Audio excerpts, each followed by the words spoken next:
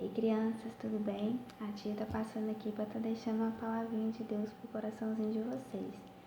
Vamos começando falando deste livro aqui. Alguém conhece esse livro aqui? É a Bíblia. Vocês sabiam que esse livro aqui é o maior livro, mais importante que existe no mundo? Sabe por quê? Porque é a palavra de Deus. E todas as histórias que estão aqui, tudo que está nela aqui, são verdadeiras.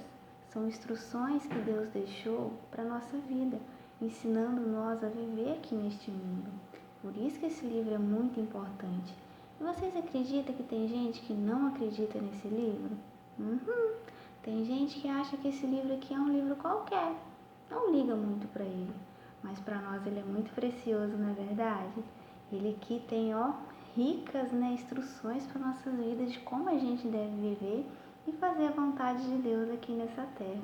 É um livro muito precioso para a nossa vida, mas tem uma condição, Ele é precioso, mas eu preciso conhecer o que está aqui dentro, Eu preciso cuidar dele, eu não posso rabiscar, eu não posso rasgar, eu tenho que cuidar desse livro, que ele é muito importante. Não tem aquele louvorzinho? Todo mundo conhece, que fala assim: leia a Bíblia e faça a oração, faça a oração, faça a oração. Leia a Bíblia e faça a oração, se quiser crescer. Quem não ora, a Bíblia não lê, a Bíblia não lê, a Bíblia não lê. Quem não ora, a Bíblia não lê, não irá crescer. Sabe o que esse louvor quer dizer? Que quem não ora, quem não lê a Bíblia, não irá crescer. Não quer dizer que a gente não vai crescer na nossa estatura. A gente não vai crescer espiritualmente. Como a tia já ensina para vocês, a gente sempre fala que o nosso corpo físico ele precisa de alimento para crescer forte, não é verdade? A gente precisa de arroz, feijão, carninha. São alimentos que vai o quê? Fortalecer o nosso corpo para a gente ficar saudável, para a gente crescer forte, E a nossa vida espiritual é da mesma forma. A gente precisa alimentar ela para ela crescer saudável. Então, quanto mais eu uso esse livro aqui, quanto mais eu me encho das instruções que Deus deixou aqui para minha vida, eu vou estar o quê? Ficando forte, crescendo espiritualmente. Por isso que ele é muito importante para nossas vidas. Vamos estar orando, agradecendo a Deus por esse livro maravilhoso que ele deixou para nossas vidas? Vamos fechar nossos olhos? Pai, te agradecemos, te louvamos, te damos honra, te damos louvor por tudo que Tu és, pelo Teu amor com nossas vidas. Tu és maravilhoso, Tu és majestoso, é aquele que cuida, é aquele que nos instrui, é aquele que sempre está conosco, nos ajudando em tudo, ó Pai. Seja conosco hoje e sempre. Agradecemos ao Senhor por este livro maravilhoso, que o Senhor possa estar sempre abrindo a nossa mente, abrindo o nosso coração, para estar sempre recebendo as instruções do Senhor para nossas vidas, Pai. Toma cada um nas Tuas mãos que está vendo esse vídeo, que o Senhor possa estar abençoando cada lar. Esteja com cada um, Senhor Deus, levando as Tuas providências conforme cada um necessite, Senhor. Muito obrigado por tudo. Em nome de Jesus. Amém. Vamos estar falando o nosso versículo para a gente estar iniciando? O nosso versículo é esse aqui. Vamos ler com a tia? Quanto amo a tua lei, é a minha meditação todo o dia. Salmo 119, 97. Vamos mais uma vez? Quanto amo a tua lei, é a minha meditação todo dia. Salmo 119, 97. Vocês sabem o que quer dizer? Quanto amo a tua lei? Amar a lei é amar a palavra de Deus. É eu que guardar, é eu meditar nela. Quando eu leio um versículo, eu ficar ali meditando nele durante um tempo ou o dia todo. É eu guardar, É eu estar aqui me deliciando nas palavras de Deus para minha vida. É eu estar cuidando da Bíblia, porque é um zelo. Eu tenho que ter zelo pelas coisas de Deus. Então, tudo que se refere às coisas de Deus é eu amar, Eu estar sempre buscando, cuidando das coisas do Pai. E eu tenho que amar e tenho que meditar, na palavra dele, no que ele me ensina, no que ele me instrui, né, na sua palavra para minha vida. Então, quanto amo a tua lei, é a minha meditação todo dia. Salmo 119, 97. Decora o versículo e posta aí pra gente ver, tá bom? Vou contar uma historinha para vocês, vou chamar 2 coleguinhas para me ajudar, o Gabriel e o Tobias. O Gabriel e o Tobias, eles adoravam brincar em uma areia que tinha lá no colégio deles. Mas certo dia, 2 meninos grandes chegaram e começaram a rir deles. Só que os dois nem se importaram, continuaram a brincar, todos alegres. Mas os meninos maiores, não satisfeitos, continuaram a rindo e jogar areia neles. Aí Gabriel olhou para eles e falou assim: parem com isso, se o professor ver, vai brigar com vocês. Os meninos maiores deram uma gargalhada e nem importaram. O professor nem está aqui, nem vai ver. E continuaram a rir e jogar areia em Gabriel e Tobias. Novamente Gabriel virou para eles e falou: não façam isso. Se o professor ver, vocês não poderão brincar aqui no parquinho mais, hein? Novamente aqueles meninos maiores deram outra gargalhada. O professor nem tá aqui, imagina. Claro que nós vamos poder brincar no parquinho. Só que vocês acreditam? O professor estava bem vendo. E o professor ficou muito bravo com eles e levou os dois para a diretoria. Lá eles ficaram de castigo, não puderam ir no parquinho mais. Aí eles olharam um para o outro e falaram assim: bem que aqueles dois nos avisou, né? A gente não pode ir no parquinho mais, quem diria, né? Tá vendo? Às vezes as nossas atitudes têm consequências, né? Às vezes não, sempre tem. E vocês sabiam que na Bíblia tem uma história parecida? Tem um profeta. Esse profeta se chama Jeremias. Jeremias deu um aviso ao povo, assim como Gabriel e Tobias avisaram aqueles meninos e eles não acreditaram. Jeremias avisou aquele povo e aquele povo também não acreditou em Jeremias. Vocês sabem qual que é a tarefa de um profeta?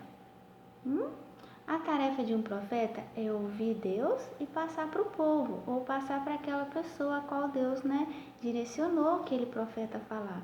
E Jeremias era um profeta, que sempre acatava as ordens de Deus, que sempre estava ali para falar o que Deus mandasse para os reis, para o povo, para o sacerdote. E naquela época de Jeremias, o povo estava muito desobediente, o povo estava pecando demais, fazendo muita coisa que desagradavam a Deus. E Deus estava começando a ficar triste com aquele povo. Então Deus falou para Jeremias: Jeremias, vá lá no templo e dá um recado para mim, para esse povo. E Jeremias foi. Chegando lá, Jeremias começou a falar: se arrependam, porque se vocês não se arrepender, a cidade toda vai ser destruída, o templo vai ser destruído e vocês vão sofrer demais. Vocês acham que aquele povo acreditou em Jeremias?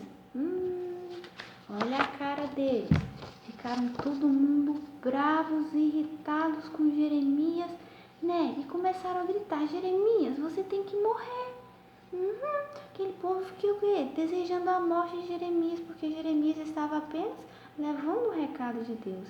E aquele povo gritava tanto que até os príncipes que moravam lá nos palácios vieram ver o que estava acontecendo. E aquele povo muito irritado continuava a falar que Jeremias tinha que ser condenado. E Jeremias continuava a falar: não façam isso, Deus só quer que vocês se arrependam, se voltem para Ele. Se vocês fizerem isso, nada vai acontecer. E outra, se vocês me matarem, vocês e o povo vão ser culpados da morte de um homem inocente, porque eu estou fazendo apenas a vontade de Deus. Aí aquele povo olhou para o lado, olhou para o outro. É verdade, né? E deixaram Jeremias ir. Passou-se um tempo, Deus deu outra tarefa para Jeremias. Falou para Jeremias escrever, tudo aquilo que Deus estava falando para ele. Naquela época, Jeremias tinha um ajudante, olha ele aqui. Ele se chamava Baruque. Então Jeremias falou falou para Baruque assim: Baruque, escreve aí tudo que Deus está me passando. Naquela época não existia Bíblia igual a nossa. Havia rolos, tá vendo? Era rolos assim que era a palavra de Deus. Então Jeremias começou a ditar e Baruque foi escrevendo tudo que Jeremias falava. Depois que terminou, Jeremias falou assim: Baruque, eu não posso ir lá no templo, mas você pode ir.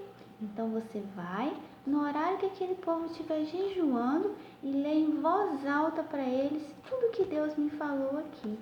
Assim que terminou de escrever, Baruque correu lá com aquele rolo, que era a palavra de Deus, e leu em voz alta para todo mundo.